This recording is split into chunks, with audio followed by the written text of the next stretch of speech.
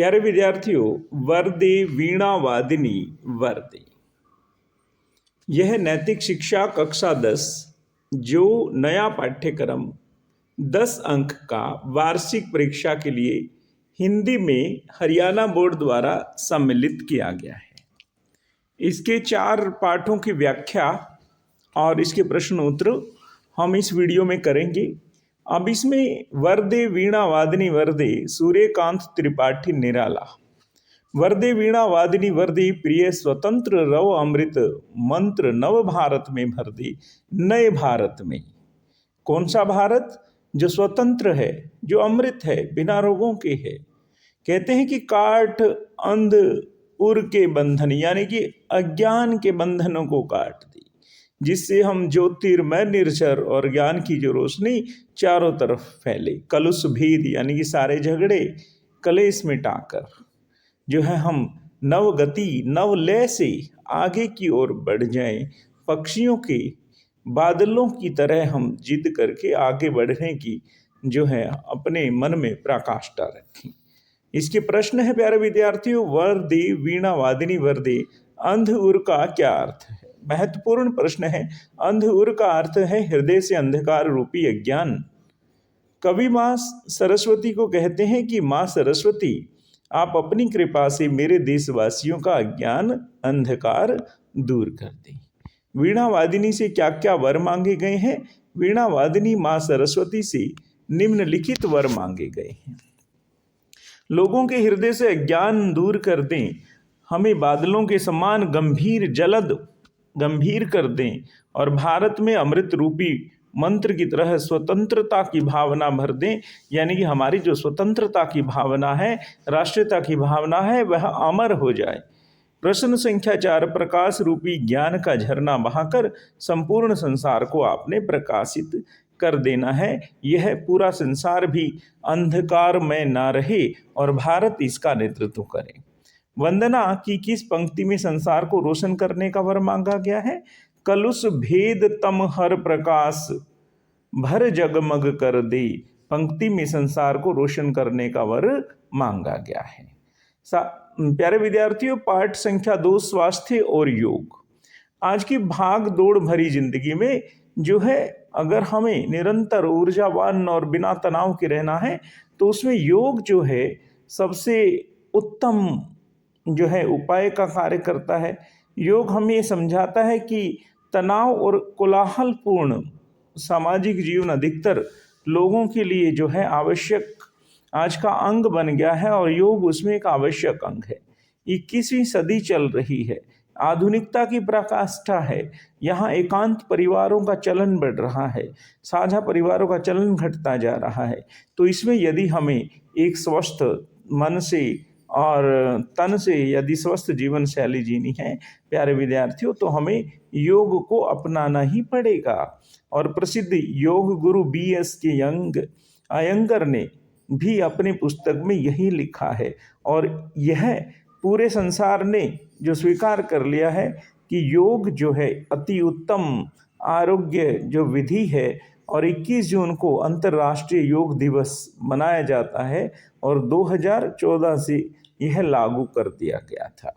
और हमें योग करने के स्थान खुले होने चाहिए, भूमि समतल होनी चाहिए, हमें ढीले वस्त्र पहनने चाहिए, जमीन पर दरी बिछाकर हमें योग करना चाहिए, आसन संबंधी क्रियाएं हमें करनी चाहिए। और यदि हमारे शरीर में कोई कष्ट है तो उस समय हमें योग संबंधी क्रियाएं नहीं करनी चाहिए।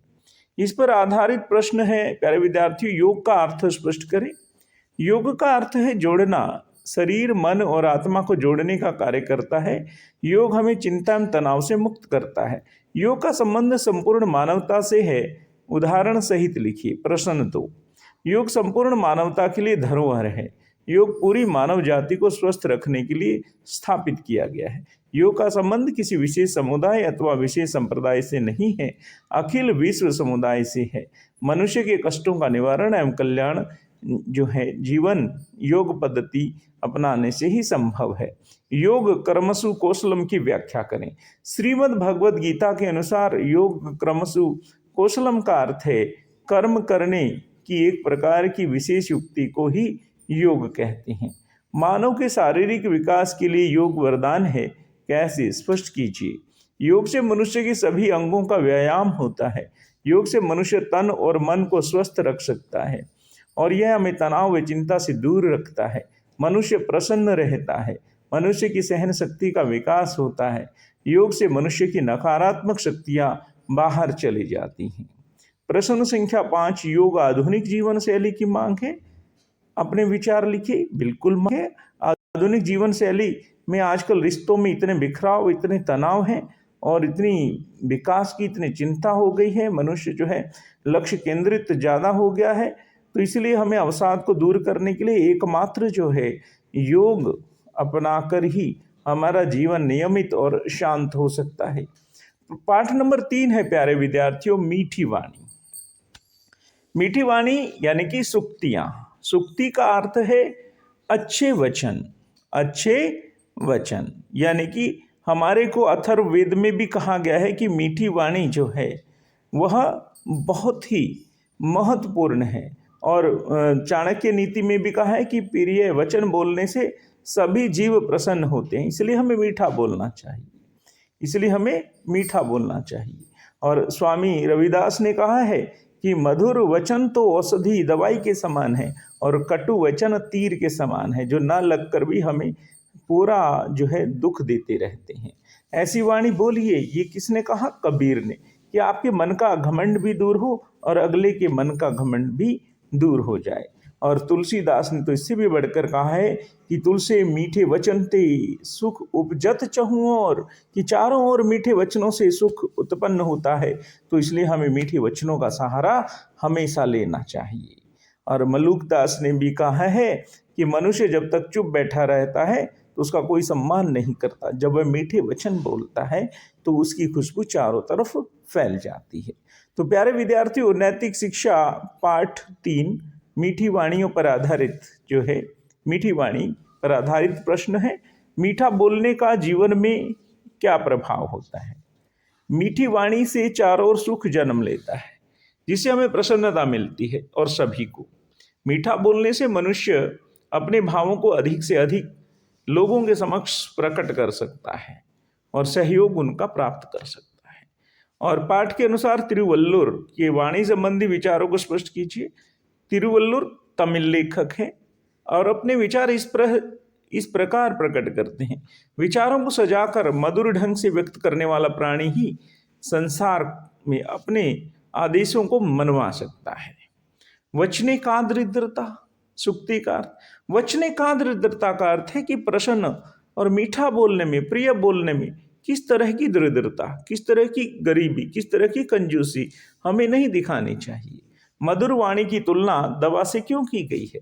स्वामी रविदास ने कहा है कि मीठे वचनों को सुख दवा के समान बताया है आपने, कटु वचन को तीर के समान, कि तीर जो है सारी उम्र हमें दुख देते रहते हैं। इसलिए मनुष्य को सदैव मीठा बोलना चाहिए। वाणी से किए गए घाव को हम कैसे भर सकते हैं? वाणी से दिए गए घाव को हम मीठी वाणी से, शीतल वाणी से, अच्छा बोलकर हम दूर कर सकते हैं। इससे हमारा अवसाद और घमंड और हमारा भी और अगले का भी दोनों दूर हो सकते हैं। स्टूडेंट्स, पाठ संख्या 4 है प्रेरक प्रसंग। परिस्थिति के अनुसार आदर्श। इसमें एकलव्य और इसमें अर्जुन की कहानी दी गई है। इसमें महात्मा बुद्ध ने अपने एक शिष्य की जिज्ञासा का भी निवारण किया है कि शिष्य पूछता कि गुरुजी, रास्ते में इतने गड्ढे किसने बनाए? तो महात्मा बुद्ध कहते हैं, जिसने भी गड्ढे बनाए उसमें धैर्य की कमी थी, क्योंकि वह पानी की खोज में गड्ढा बना रहा था और पानी ना मिलने के कारण शीघ्र ही दूसरा गड्ढा खोदने लग जाता। तो इसलिए मनुष्य को सफलता प्राप्त करने के लिए धैर्यवान भी होना चाहिए। तो नैतिक शिक्षा का पाठ संख्या 4 प्यारे विद्यार्थियों की परिस्थिति के अनुसार आदर्श। अर्जुन या एकलव्य। गुरु द्रोण से शिक्षा प्राप्त करने का अवसर अर्जुन होकर मिले तो बहुत अच्छा दृष्टिकोण है। एकलव्य और बिना गुरु के सीख रहे थे और उनका कोई मार्गदर्शक नहीं था। तो इसका निष्कर्ष क्या है प्यारे विद्यार्थियों, कि अर्जुन सा सुखद संयोग सभी को नहीं मिल पाता। अतः परिस्थितियां जैसी भी हों, अपना कार्य सदैव करते रहें। हीन भावना को मन में ना लाएं उत्साह, साहस और विश्वास से अच्छी दिशा में बढ़ते रहें। उत्तम मार्ग चुनकर अर्जुन और एकलव्य की तरह आदर्श बनने का प्रयास करें। अर्जुन बनने में भी और एकलव्य बनने में भी बहुत सारी समानताएं हैं, वह सभी आप में होने चाहिए। और दूसरा प्रसंग है परिश्रम के साथ धैर्य भी। मैंने भी बताया था कि व्यक्ति को परिश्रम करने के साथ साथ धैर्य और धीरज भी रखना चाहिए। उस व्यक्ति की तरह नहीं जो पानी की खोज में कई गड्ढे खोदता है परंतु गहराई तक नहीं जाता।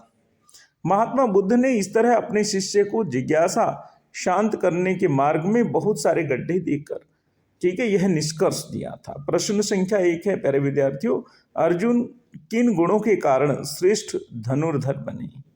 अर्जुन का गुरु के प्रति आदर भाव, अनुशासन, धैर्य, लक्ष्य निर्धारण, नियमित रूप से शिक्षा ग्रहण करना ही उन्हें श्रेष्ठ धनुर्धारी बनाता है। अब दूसरा प्रश्न यह आता है कि सफलता प्राप्त करना या आदर्श शिष्य बनना, इनमें किस प्रकार का संबंध है? दोनों में संबंध है। अनुशासन, धैर्य, लक्ष्य का अनुकरण, निरंतर सेवा, मेहनत और गुरु का मार्गदर्शन और गुरु का जो है सम्मान।